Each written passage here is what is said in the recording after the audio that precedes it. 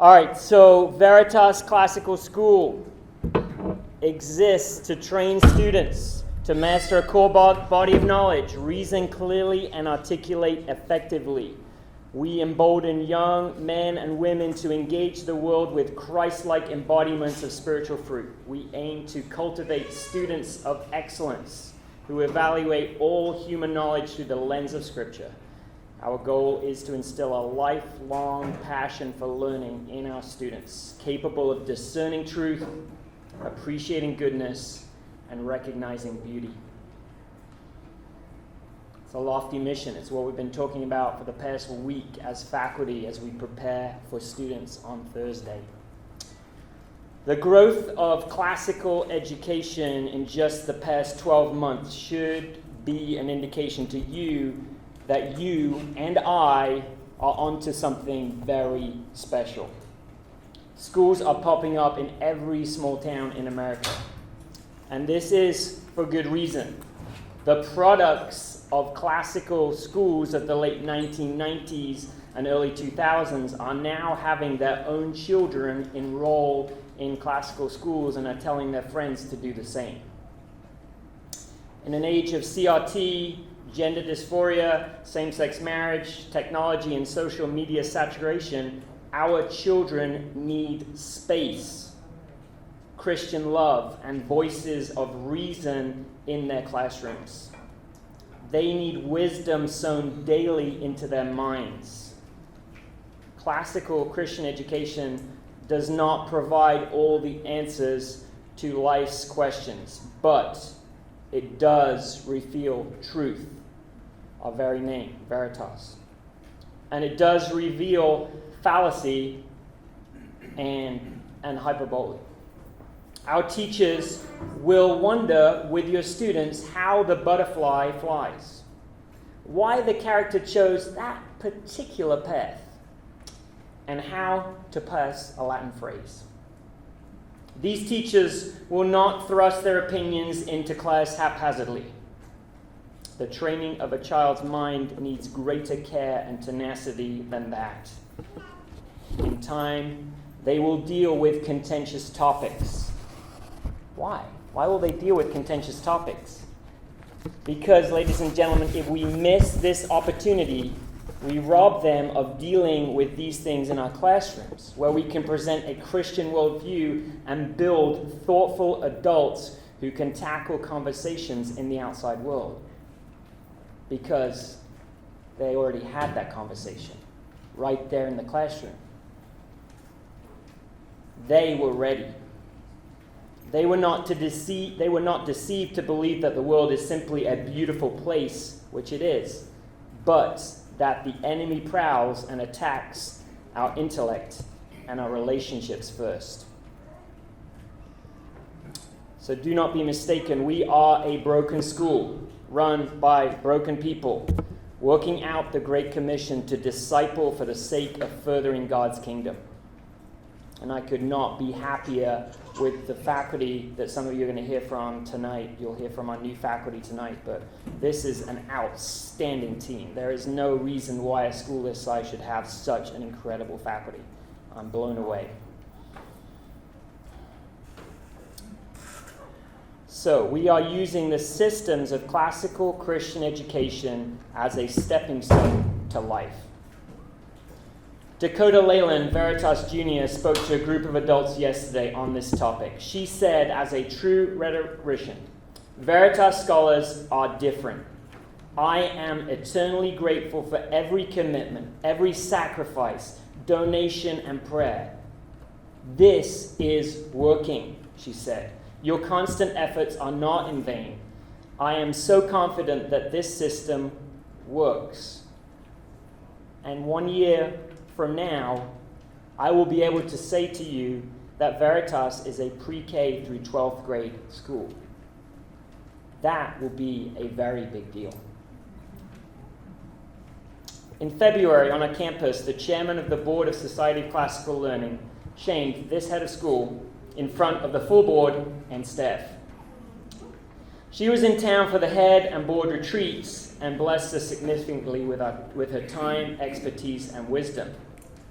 She had watched last year's video of this particular orientation and dedication service. And yes, through the wonders of YouTube, she concluded that what I had said was wrong. That the 9th through 12th grade was not the icing on the cake for classical education, but it was, in fact, the keystone in the archway of education. Now, I can joke about it tonight, but in the moment, it wasn't a great moment for me. However, we were both stressing the overall vital need for students to complete the trivium. Grammar gives way to logic, and logic, 7th and 8th grade, gives way to 9th through 12th grade, our rhetoric curriculum. And I need to remind this audience, because some of you may need to be reminded, that this school was founded on the concept of a 9th through 12th grade. And last year I told you that I had a conversation with a first grade dad who said, we're here for the high school. And I had to ask him to say it again. I believe so strongly in having our high school age kids in this system. I have seen the benefits of moving from logic school to rhetoric school. I have also unhappily seen students' education unravel in a matter of a few weeks by moving from the rigors of logic school to a public school curriculum. Their logic skills cause them to become jaded and bored in a public school curriculum. So a current Veritas parent just a few months ago revealed to me that their child confided, moving from Veritas to a public school, that they had learned nothing at the midpoint of their 9th grade year. Nothing. These parents were shocked, appalled, and didn't really know what to do. Our Veritas Rhetoric School is 3 times the size it was last year. And as we move to see this current 8th grade class going into Rhetoric School next year, we are going to see a radical increase in numbers in our high school over the next couple of years. And we are proud of those students who are in that high school for paving the way for hundreds of students that will follow them straight through to their senior year at Veritas. Next year, we will do a graduation to signal the completion of a classical Christian education. That is going to be quite something. So this fall, our school will begin an institutional strategic plan. We will be looking for your input. Part of that strategic plan will involve parent education. And I'm going to go back to that.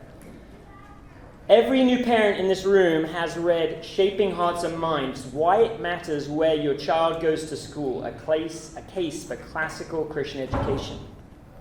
Some of them read it kind of begrudgingly, I might say, but when they came into a meeting with administration, and we have met with every single new family, we had some great conversations. And so on its way is a box of 100 of these books, because I want every single parent, whether you've been at Veritas since 2017 or you just arrived, you've already read it, but maybe you just arrived last year.